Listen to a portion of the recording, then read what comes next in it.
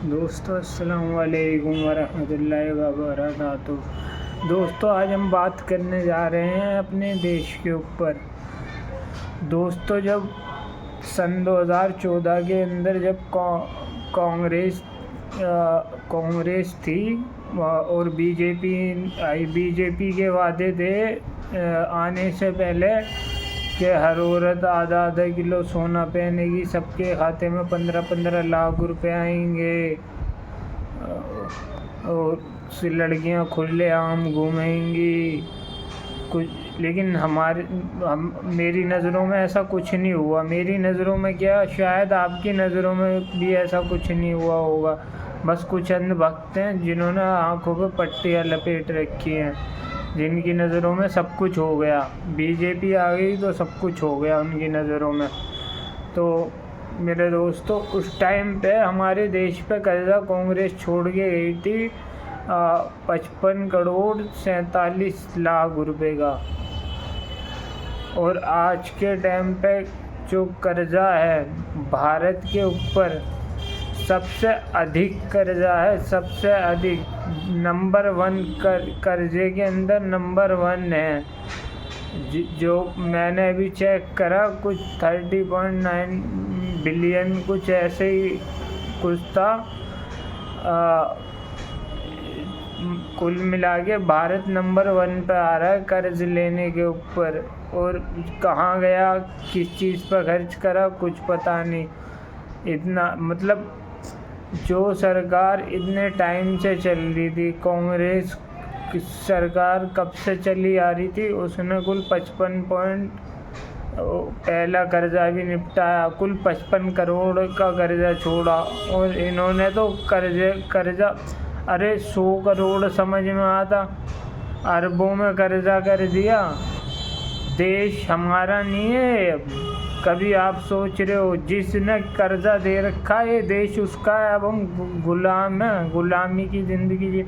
जब चाहेगा वो तो मुँह उठा के कह देगा या तो मेरा कर्जा दो या देश की हुकूमत मेरे हाथ में दो, क्योंकि उसका हक बनता है। उससे कर्जा लिया, कहाँ से देगा ये नरेंद्र मोदी, कहाँ से देगी इसकी सरकार। ये तो सिर्फ झूठ के भाषण बुनते आ रहे हैं आज तक। जीडीपी देखो कहाँ से कहाँ पहुँच गया। सन 2026 में 4 पॉइंट कुछ था और आज के टाइम पे पहुँचने की अनुमति है इसकी 7 के लगभग जीडीपी पहुँचने की अनुमति है। जीडीपी देखो कहाँ पहुँच गया। दोस्तों मेरी तो बस यही आपसे एक यही राय है और यही वो है कि देख दाख के इस चीज़ पे मुद्दा उठाया जाए और इस चीज़ का इनसे हिसाब मांगा जाए, क्योंकि इससे हर किसी को, हर युवा को नुकसान है। हर युवा को, एक रोज़ के मज़दूर को भी, काम करने वाले मज़दूर जो होते हैं उन्हें भी, ऑफिस जाने वालों को भी। सबसे बड़ा शिक्षा को नुकसान है।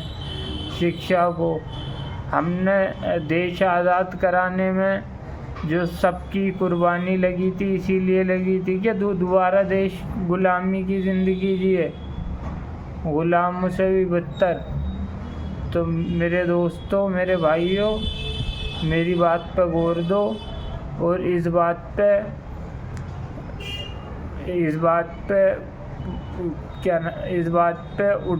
वो उठाओ,